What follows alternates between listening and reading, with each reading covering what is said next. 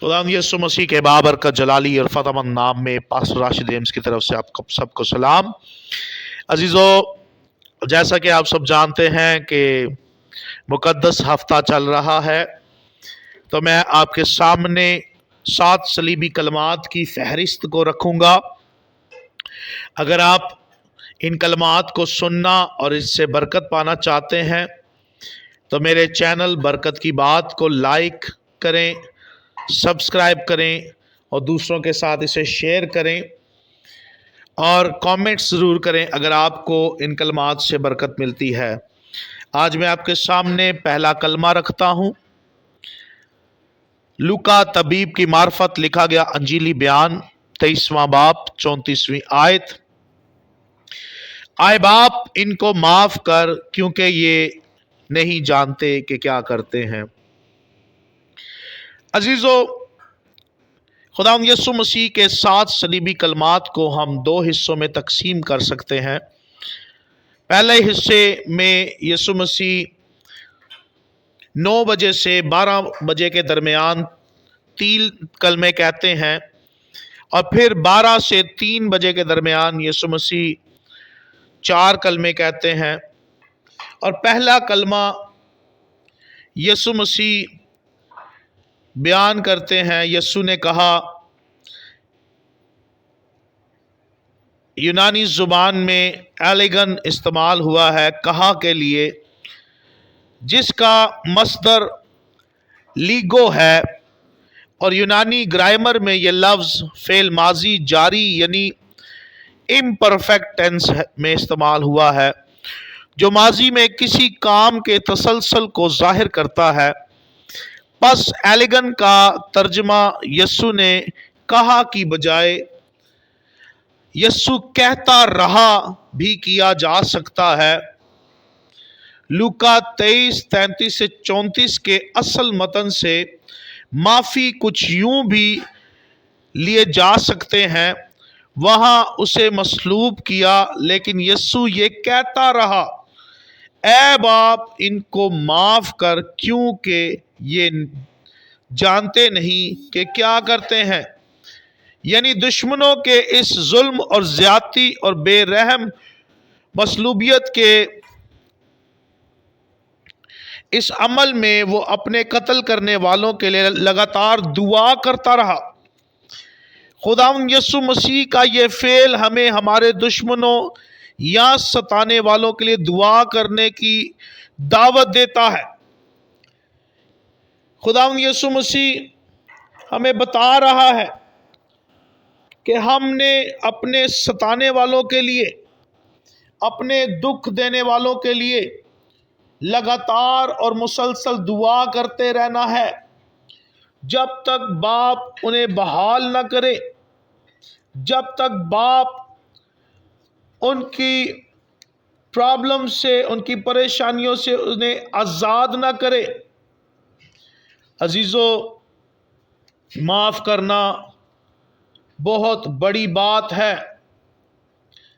आज हमें चाहिए कि हम एक दूसरे के लिए शिफायत करें, दुआ करें, एक दूसरे को माफ़ करें, बहाल करें।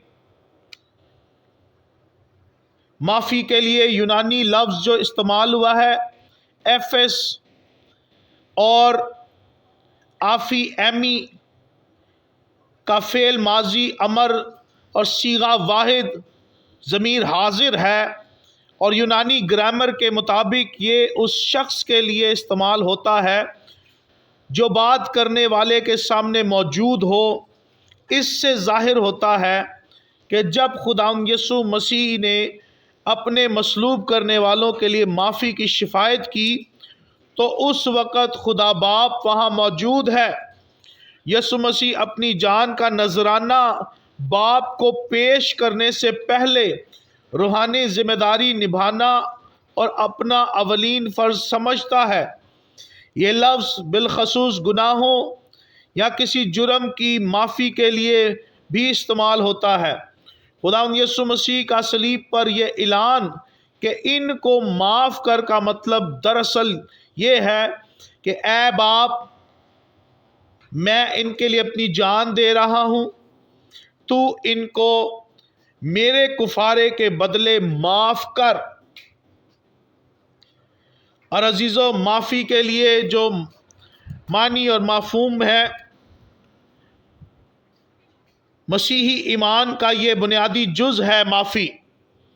اس سے پیشتر کہ اس کلمے میں معافی کے لیے استعمال کیے گئے لفظ ایفس پر غور کریں، ہمیں عبرانی اور یونانی زبان کے ان الفاظ پر بھی غور کرنا پڑے گا جو کسی نہ کسی درجہ کی معافی کے لیے استعمال ہوتے ہیں۔ معافی کے لیے کل 7 الفاظ استعمال ہوئے ہیں، 3 عبرانی میں اور 4 یونانی زبان میں۔ ان کا مطالعہ کرنے سے ہمیں معافی کے معنی اور مفہوم سمجھنے میں بڑی حد تک مدد ملے گی۔ عبرانی زبان کے 3 الفاظ، پہلا کپر، دوسرا صالح، تیسرا ناسا، اور اسی طرح یونانی زبان میں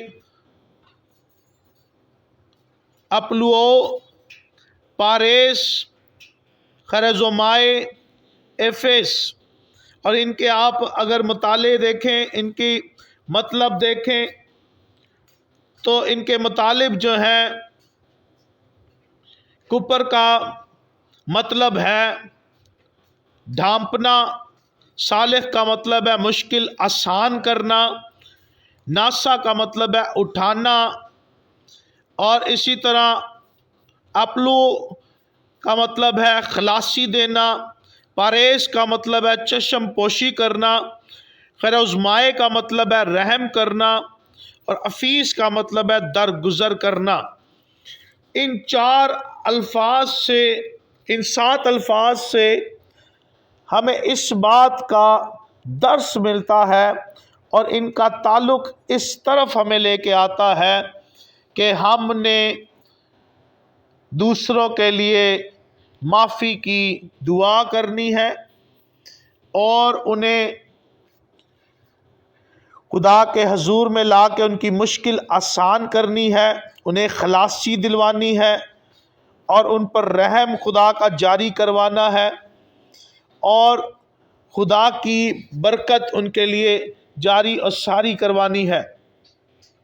عزیزو، ایسٹر، عید قیامت المسیح بہت قریب ہے۔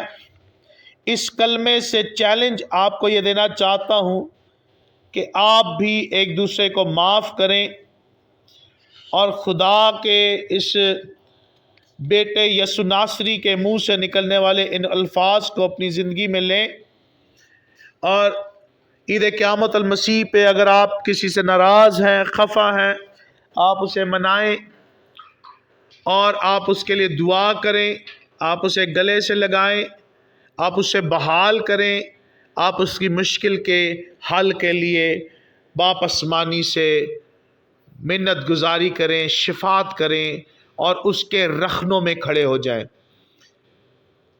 شفاعت کے لیے جو لفظ استعمال ہوا ہے گریک کا، وہ ہے ایکٹینوس، اور ایکٹینوس کا مطلب ہے کہ آپ جیسے ایک باڈی ہوتی ہے، اس کا مسل پل ہو جائے تو اس کے بدن میں بڑی درد ہوتی ہے، تو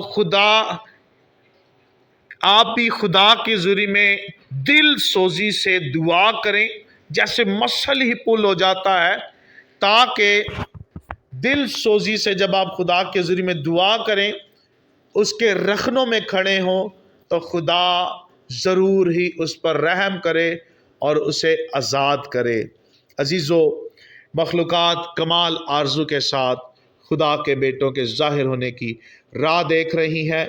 جائیے، دعا کریں، شفاعت کریں اور لوگوں کو ان کے بوجھ سے آزاد کر کے انہیں مسیح کے پاس لائیں، ان کے احواری بنائیں، یسوع کی پیروی کرنا سکھائیں، یسوع کی کھیتی میں شامل کریں اور یسوع مسیح کے غلہ میں انہیں شامل کر کے یسوع مسیح سے شاباشی حاصل کریں، کیونکہ فصل بہت ہے، مزدور تھوڑے ہیں۔ فصل کے مالک کی منت کریں کہ وہ مزدوروں کو بھیجے اور اس کی فصل کو وہ کاٹیں اور خدا کے نام کو جلال دیں۔ آپ سب کو خداوند اس کلمے کے وسیلے سے برکت دے۔ God bless you all.